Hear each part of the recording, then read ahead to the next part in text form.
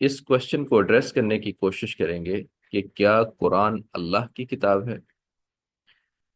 इसके बहुत सारे फैक्टर हो सकते हैं, लेकिन यहाँ पे मैं तीन फैक्टर को एक्सप्लेन करूंगा।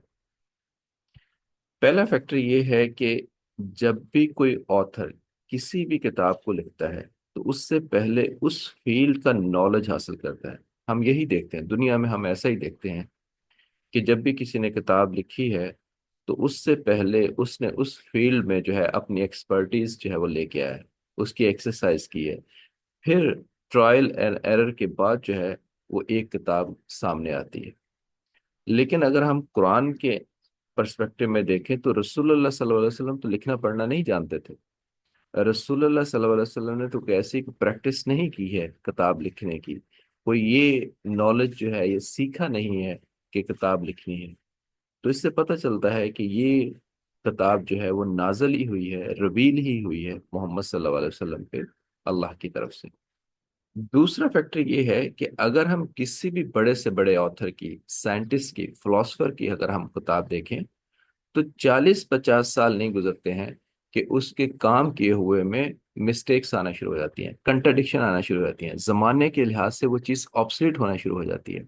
तो फिर उसके बाद नेक्स्ट वर्जन आ जाते हैं, चीज़ें अपडेट हो जाती हैं जमाने के लिहाज से। लेकिन अगर हम कुरान को देखें तो 1400 साल के बाद भी इसमें कोई कंट्राडिक्शन नहीं है। कोई भी ऐसा नहीं है कि इस किताब को कह सकता है कि आज के दौर की ये किताब नहीं है। तो इससे ये पता चलता है कि ये किताब जो है वो दुनिया के ऑथर की नहीं है, किसी दुनिया के जो रिसर्चर के नहीं है। ये अल्लाह की तरफ से ही रिवील हुई है।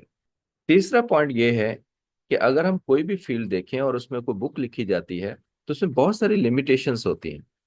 इवन उसका ऑथर जो है वो अपकमिंग स्कॉलर्स को फ्यूचर रिकमेंडेशन की फॉर्म में सजेस्ट कर रहा होता है कि इस पे फर्दर क्या काम हो सकता है। और हम देखते भी हैं कि कुछ अर्सा के बाद उस बुक से बेहतर बुक हमारे सामने आ जाती है और हम उसको फॉलो कर लेते हैं। लेकिन अगर हम रिलीजन की फील्ड में देखें तो हमारे पास कुरान से बेहतर बुक तो अभी तक कोई और आई नहीं है जिसको हम फॉलो कर सकें। और बल्कि कुरान तो जो है ये चैलेंज करता है कि इस तरह का काम आप और ला ही नहीं सकते हैं। यानी इस तरह की बुक आप और कोई दे ही नहीं सकते हैं। इसकी तो एक्सपेंशन जो है इसको तो आप एक्सपेंड कर ही नहीं सकते हैं। और ये 1400 साल से चैलेंज खड़ा है और आज तक किसी ने इसको एक्सेप्ट नहीं किया है। तो और इससे बेहतर हमारे पास कोई और बुक भी नहीं है। तो इससे वाज़ेह होता है कि कुरान किसी दुनिया के आथर की बुक नहीं है। ये अल्लाह की तरफ से है जो मोहम्मद सल्लल्लाहु अलैहि वसल्लम पे नाजिल की गई है। और मैंने इन तीनों पॉइंट को इस तरह से एक्सप्लेन किया है कि आपका कोई भी मजहब हो और आप बात को खुले जहन से अनबाइस्ड होके अगर आप देखेंगे तो ये चीज़ आप पे वाज़ेह हो जाएगी कि कुरान जो है वो अल्लाह की किताब है जो कि आखिरी पैगंबर मोहम्मद सल्लल्लाहु अलैहि वसल्लम पे उतारी गई है। Thank you for watching.